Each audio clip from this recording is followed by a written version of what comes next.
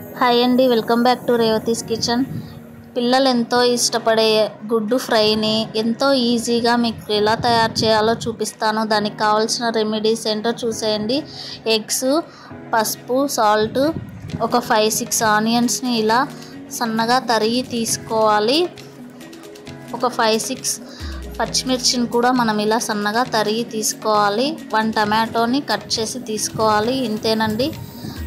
Remedies ఏంటో తెలిసాయి కదా. ఇప్పుడు తయారీ విధానం ఏంటో, ఎలా తయారు చేసుకోవాలో మీకు ఒకసారి చూపిస్తాను. వచ్చేయండి ఫ్రెండ్స్.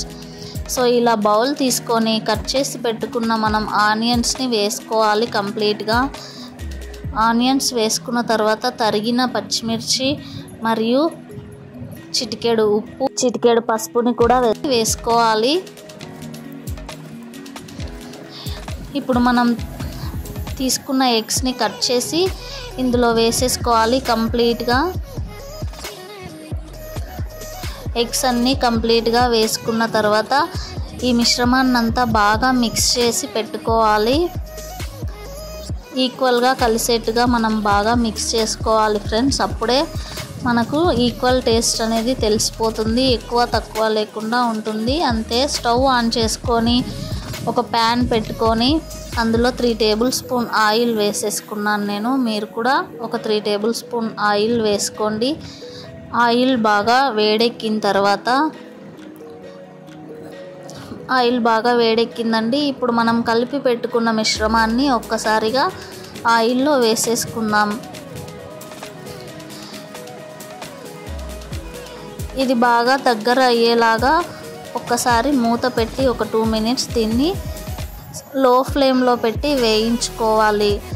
ఒక 2 మినిట్స్ తర్వాత చూస్తే మనకు బాగా ఆమ్లెట్ లాగా వస్తుందండి. దీన్ని అప్పుడు ఒక్కసారి 2 మినిట్స్కి ఒకసారి అలా కలుపుకోవాలి. మాటికి కలిపితే ఎగ్ అనేది చెదిరిపోతుంది, పర్ఫెక్ట్గా రాదు. సో ఇలా కొంచెం బ్రౌన్ కలర్లో వచ్చేలాగా మనం బాగా కలుపుకోవాలి. చూసారు కదా, ఎగ్స్ ఇలా అవుతాయండి. ఇలా బాగా వేయించుకున్నాక ఇప్పుడు మనం కట్ చేసి పెట్టుకున్న టమాటోని వేసుకొని ఇప్పుడు ఒక్కసారి మూత పెట్టేసుకుందాం. ఒక 2 మినిట్స్ తర్వాత మూత తీసి ఒకసారి టమాటో అంతా మిశ్రమానికి అంతా ఈక్వల్గా కలిసేలాగా కలుపుకోవాలి. చూసారు కదా, ఆ టమాటో ఫ్లేవర్ అంతా ఎగ్స్లోకి వచ్చేసింది. ఇలా నీట్గా వేయించుకోవాలండి. లో ఫ్లేమ్లోనే పెట్టుకొని వేయించుకోవాలి. అప్పుడే మనకు బాగా వేగుతుంది. చూసారు కదా, ఆల్మోస్ట్ రెడీ అయిపోయింది.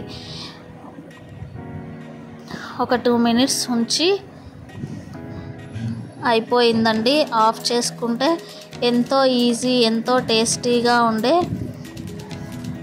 ఎగ్ ఫ్రై రెడీ అయిపోయింది. స్టవ్ ఆఫ్ చేసుకొని ఒక ప్లేట్లోకి గార్నిష్ చేసుకుంటే మనకెంతో టేస్టీ ఎగ్ ఫ్రై రెడీ అయిపోయింది.